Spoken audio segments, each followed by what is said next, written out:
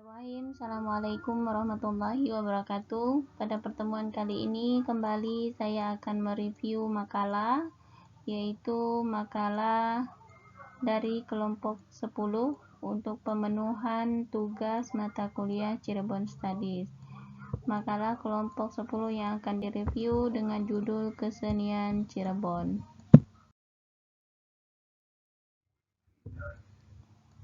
Makalah ini berjudul Kesenian Cirebon Ketiga, yang berisikan tentang ukiran Cirebon, batik keraton, batik pesisiran, batik santri atau batik Ciwaringin.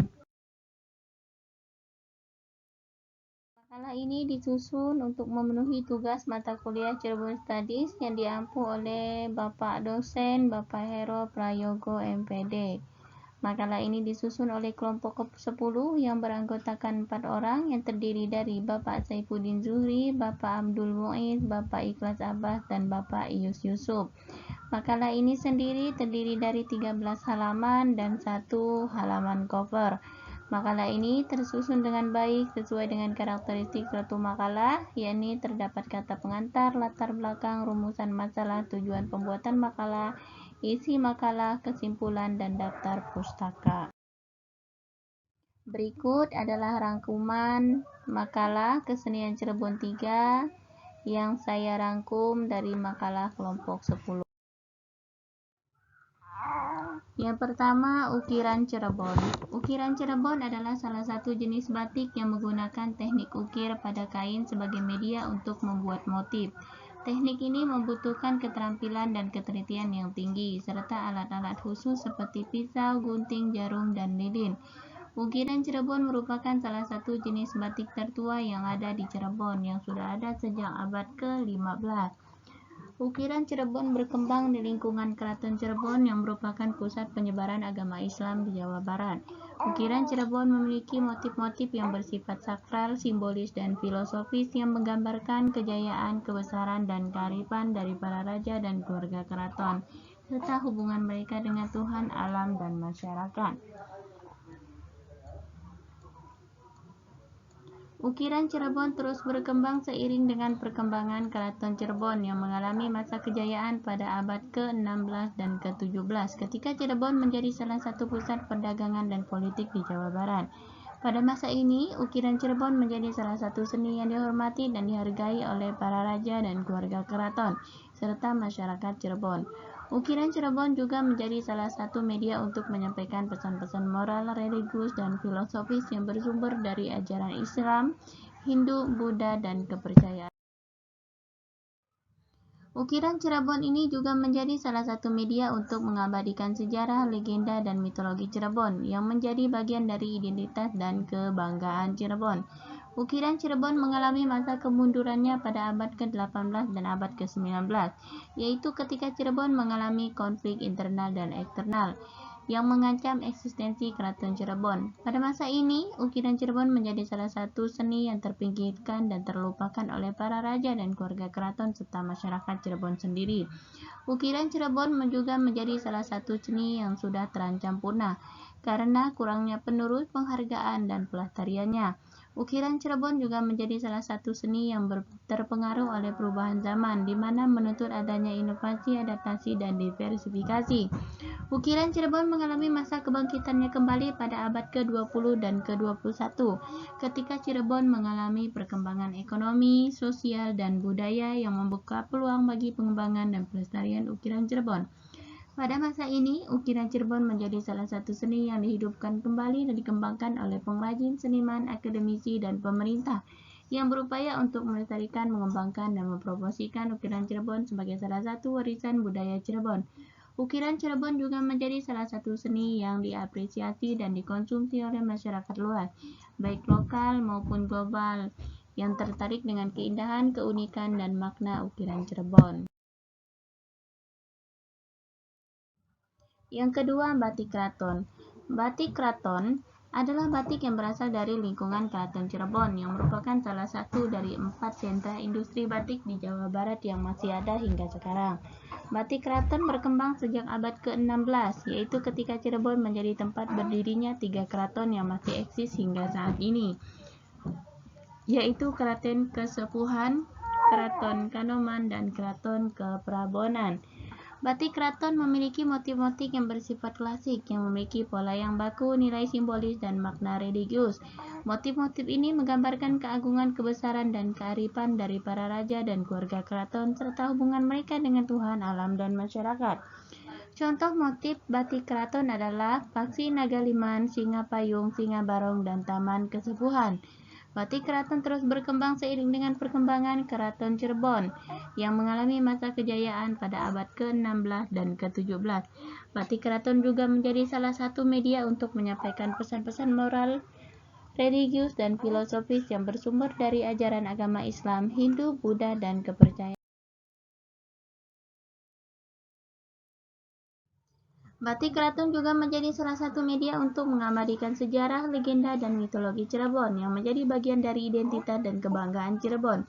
Batik keraton mengalami masa kemundurannya pada abad ke-18 dan ke-19, yaitu ketika Cirebon mengalami konflik internal dan eksternal yang mengancam eksistensi keraton Cirebon. Batik keraton juga menjadi salah satu seni yang terancam punah. Batik keraton juga menjadi salah satu seni yang terpengaruh oleh perubahan zaman yang menuntut adanya inovasi, adaptasi, dan diversifikasi. Batik keraton mengalami masa kebangkitannya kembali pada abad ke-20 dan ke-21, yaitu ketika Cirebon mengalami perkembangan ekonomi, sosial, dan budaya yang membuka peluang bagi pengembangan dan pelestarian batik keraton.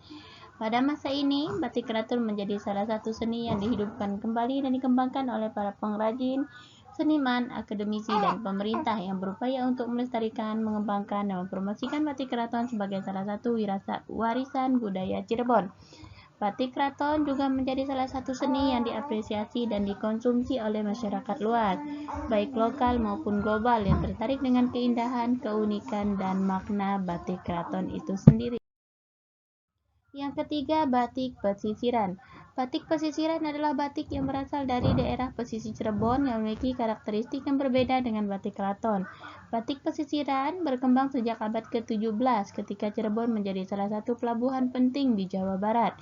Batik pesisiran memiliki motif-motif yang bersifat dinamis, variatif, dan eksotis yang menggambarkan kehidupan, aktivitas, dan keanekaragaman dari masyarakat pesisir yang berinteraksi dengan berbagai unsur seperti laut, kapal, perdagangan, budaya, dan agama. Contoh motif batik pesisiran adalah Segar Sari, Naga Sakti, Burung Hong, dan Lenggang Kangkung. Sejarah perkembangan batik pesisiran berasal dari seorang leluhur bernama Ki Buyut Trusmi, yang merupakan seorang pedagang dan sering berlayar ke berbagai negeri. Beliau gemar mengumpulkan kain-kain yang beliau lihat di berbagai negeri. Kemudian, beliau meniru dan mengembangkan motif-motif batik tersebut dan menciptakan motif-motif batik yang sesuai dengan selera dan kebutuhan masyarakat pesisir. Ki Buyut Trusmi juga mengajarkan ilmu batiknya kepada anak-anak dan cucu-cucunya serta masyarakat sekitar, sehingga batik pesisiran semakin berkembang dan dikenal luas. Batik pesisiran atau yang lebih dikenal dengan nama batik Bang Birong memiliki warna dasar yang cerah seperti biru, hijau, dan merah. Batik biasanya dikerjakan dalam 2 kali proses untuk mendapatkan perpaduan dan persilangan warna, yaitu 1 kali dengan warna merah, kemudian dilakukan pembatikan lagi dan dicelup biru. Bahkan kadang dikembangkan dengan celupan kuning. Sementara motifnya berhubungan dengan alam sekitar seperti motif udang, ikan, dan bunga. Batik pesisiran ini mengalami masa kebangkitan pada abad ke-21 ketika Cirebon mengalami perkembangan ekonomi, sosial, dan budaya yang membuka peluang bagi pengembangan dan pelestarian batik pesisiran.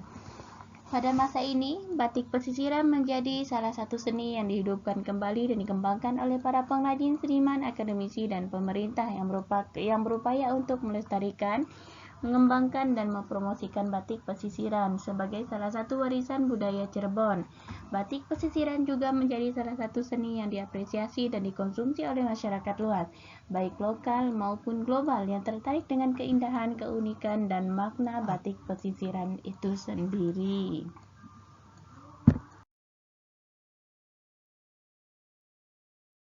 Yaitu batik santri atau batik Ciwaringin. Batik Ciwaringin adalah batik yang berasal dari desa Ciwaringin yang merupakan salah satu sentra produksi batik Cirebon. Batik Ciwaringin berkembang sejak abad ke-19 ketika desa ini menjadi tempat tinggal dari para pengrajin batik yang berasal dari berbagai daerah. seperti daerah Pekalongan, Solo, Jogja, dan Madura. Batik Ciwaringin ini memiliki motif yang bersifat kreatif, inovatif, dan kontemporer yang menggambarkan perkembangan, adaptasi, dan eksplorasi dari para pengrajin batik yang menggabungkan berbagai unsur seperti tradisi, modernitas lokal, dan global. Batik Ciwaringin juga menjadi salah satu seni yang terpengaruh oleh perubahan zaman yang menuntut adanya inovasi, adaptasi, dan diversifikasi. Batik Ciwaringin berasal dari seorang leluhur bernama Ki Buyut Ciwaringin yang merupakan seorang ulama yang tinggal di desa Ciwaringin yang terletak di sebelah timur Cirebon. Ki Buyut Ciwaringin adalah seorang yang gemar mempelajari ilmu agama dan juga gemar membatik. Batik dengan motif pecutan, tebu, sekaret, dan genepo merekam perjuangan kaum santri di tengah masa susah warga Kecamatan Ciwaringin, Cirebon, Jawa Barat pada era penjajahan kolonial Belanda. Salah satunya adalah motif pecutan. Gagasan motif ini berasal dari tangkai dan dedaunan yang digunakan para pengajar di pondok pesantren untuk mencambuk serta memberi semangat para santrinya agar lebih giat belajar ilmu agama. Sementara jejak kemiskinan dan kelaparan warga Ciwaringin dituangkan dalam motif tebu sekaret. Motif ini menggambarkan daya warga ketika kondisi lapar, kemudian menyasap potongan batang tebu. Pembeda batik Cirebon dengan batik daerah lain adalah teknik wit, yaitu satu garis batas yang dibuat dengan cara diblok berlapis lilin agar berbentuk sautan garis lengkung yang halus. Proses pembuatannya rumit dan butuh ketelitian, sementara secara umum motif batik Cirebon dibagi dalam 5 kelompok ragam hias meliputi wadasah, geometris, pangkaan, biur, dan semarangan. Hanya ini rangkuman yang dapat saya ambil dari makalah yang telah disusun oleh kelompok 10. Saya sangat menerima masukan dari teman-teman semua dan terima kasih sudah mendengarkan. Billahi taufik wa hidayah. Assalamualaikum warahmatullahi wabarakatuh.